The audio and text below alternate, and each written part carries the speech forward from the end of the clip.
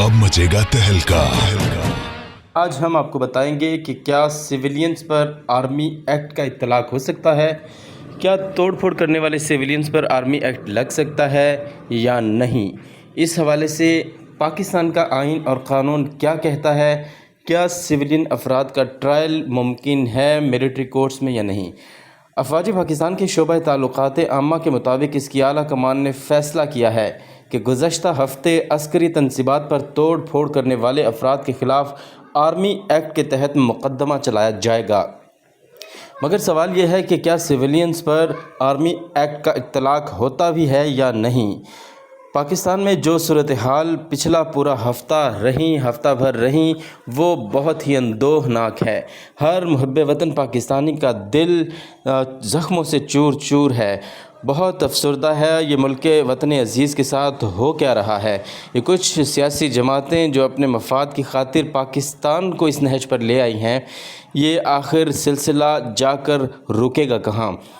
حد تو یہ ہے کہ اب ملٹری انسٹالمنٹس پر بھی حملے کیے گئے ہیں، اور افسوسناک پہلو یہ ہے کہ وہ تمام پاکستان کے سویلینز کی جانب سے کیے گئے ہیں، پاکستان کے عام عوام کی جانب سے کیے گئے ہیں، جن میں کچھ شر پسند عناصر بیرون ملک سے بھی شامل تھے، اور اس بات کے بھی اب ثبوت سامنے آ چکے ہیں۔ بہرحال اب ISPR کے مطابق ان کی جانب سے جاری کی گئی ایک پریس ریلیز میں کہا گیا ہے کہ army chief general Syed Asim Munir کی زیر صدارت GHQ میں منعقد ہونے والی خصوصی کور کمانڈرز کانفرنس میں شرپسندوں کی جانب سے کیے گئے جلاؤ، گھیراؤ اور فوجی تنصیبات پر حملوں کی شدید ترین الفاظ میں مذمت کی گئی ہے، اور ان حملوں میں ملوث افراد پر پاکستان آرمی ایکٹ اور آفیشل سیکرٹ ایکٹ کے تحت مقدمہ چلانے کا فیصلہ کر لیا گیا ہے۔ پاکستان کا آرمی ایکٹ 1952 میں بنا تھا، اور یہ فوج سے متعلق جرائم کی سزاؤں کا احاطہ کرتا ہے، جس میں سزائے موت اور قید کی سزا شامل ہے، جو جرائم کی نوعیت کے تحت دی جاتی ہے۔ ان جرائم میں بغاوت سے لے کر دھوکہ دہی، جھوٹا الارم بجانا اور سویلین جرائم تک شامل ہیں۔ یہ قانون بنیادی طور پر فوجیوں کے لیے بنایا گیا تھا، تاہم بعد ازاں کی جانے والی ترامیم کے ذریعے یہ اب مخصوص حالات میں غیر فوجی یعنی سویلین افراد پر بھی لاگو کیا جا سکتا ہے۔ پاکستان کے سینئر ماہر قانون اکرم شیخ کے مطابق آرمی ایکٹ ان تمام سویلینز پر لگایا جا سکتا ہے جنہوں نے فوجی تنصیبات کو نقصان پہنچایا ہو۔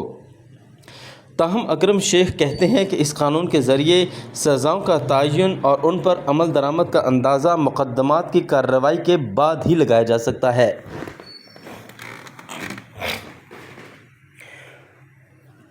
اردو نیوز کو دیے گئے ایک انٹرویو کے مطابق اکرم شیخ نے کہا کہ کوئی بھی شخص سویلین یا فوجی جس نے اس قانون کے تحت جرائم قرار پائے اور پانے والے عوامل کا ارتکاب کیا ہو، اس پر یہ قانون لاگو کیا جا سکتا ہے۔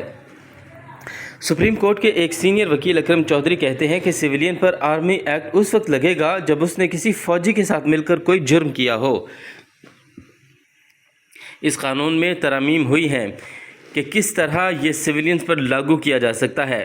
یہ تب ہو سکتا ہے جب فوج کے اندر سے کوئی شخص کسی سویلین کے ساتھ جڑا ہو، تو پھر اس سویلین کا بھی ملٹری ٹرائل ہو سکتا ہے۔ پہلے تو تحقیق ہونی چاہیے کہ پینل کوڈ دہشت گردی کے قوانین موجود ہیں۔ تاہم اکرم چودھری نے حالیہ توڑ پھوڑ کے حوالے سے آرمی ایکٹ کے نفاذ سے متعلق کہا، اس کے لیے ضروری ہے کہ پہلے ان واقعات کی تفتیش ہو۔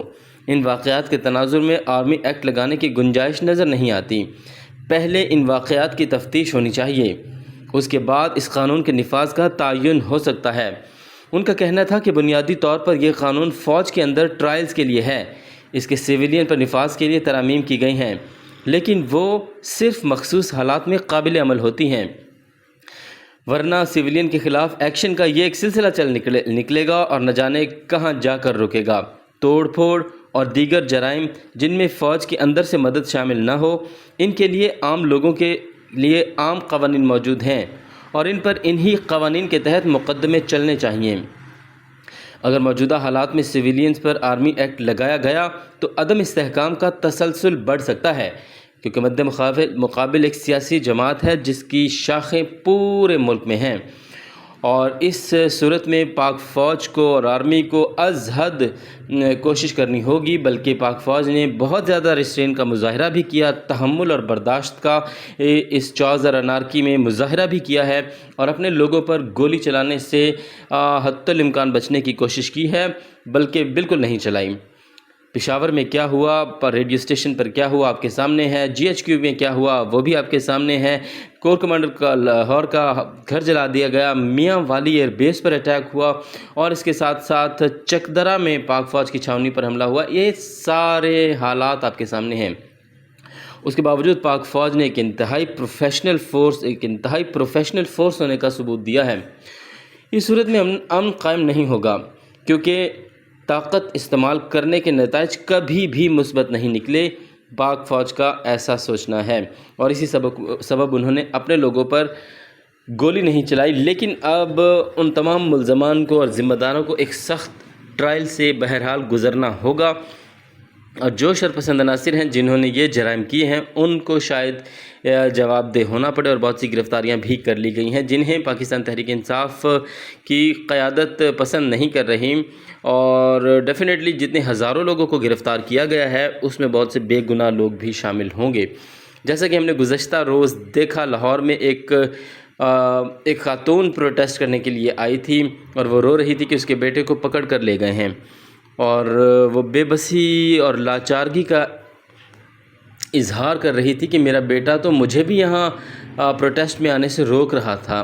ایک پرامن پروٹیسٹ تھا خواتین کی جانب سے، جس میں خواتین بھی شریک تھیں پروٹیسٹ میں، تو وہ خاتون کہتی میرا بیٹا مجھے بھی آنے سے روک رہا تھا، وہ تو مجھ سے ملنے آیا تھا، اور پولیس والے اس کو اٹھا کر لے گئے۔ تو پھر جب اس میس لیول پر کارروائی قانون نافذ کرنے والے ادارے کرتے ہیں تو گیہوں کے ساتھ گھن تو پستا ہے، لیکن اب حکومت کو بالخصوص اور اداروں کو بالعموم، یا دونوں کو بالخصوص، اب اس بات کا خیال رکھنا ہوگا کہ بے گناہ لوگوں کو کہیں سزا نہ ہو جائے۔ اس بات سے از حد بچنے کی کوشش ہے۔ بہرحال لوگ ملٹری ٹرائل کا بھی رد عمل دے سکتے ہیں، یہ بات بھی خارج از امکان نہیں رہ سکتی، لیکن اس کا یہ مطلب بھی ہرگز نہیں ہے کہ کرمنلز کے خلاف ایکشن نہ ہو، اور اس کے نفاذ کے بعد وہ گھروں میں نہیں بیٹھیں گے۔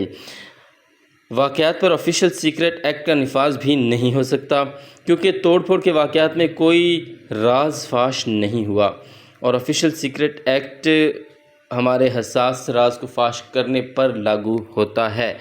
آج کی ویڈیو میں اتنا ہی۔ اگر ویڈیو آپ کو پسند آئی ہو تو ہمارے چینل کو سبسکرائب کیجئے، ویڈیو کو لائک کیجئے، شیئر کیجئے۔ اب تک کے لیے اتنا ہی۔ اللہ نگہبان۔